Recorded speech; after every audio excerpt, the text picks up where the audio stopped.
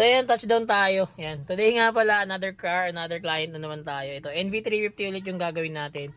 Gusto ni bossing dito 10 inches. So yung pagbaklas, ito lang talaga. Ito mismo pinaka frame na to.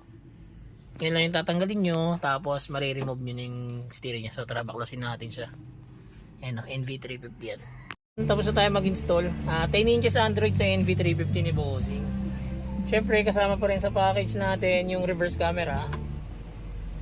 Yan yung reverse camera natin.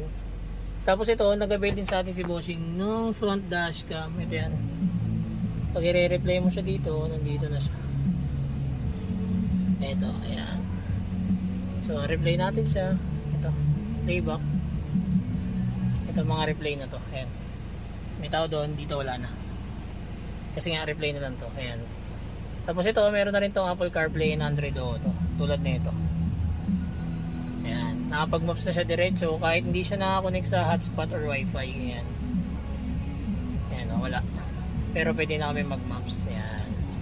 Sa mga gusto po mag-avail niya, drop message lang. Don't forget to like and follow na rin. Salamat, ingat, ride safe sa lahat.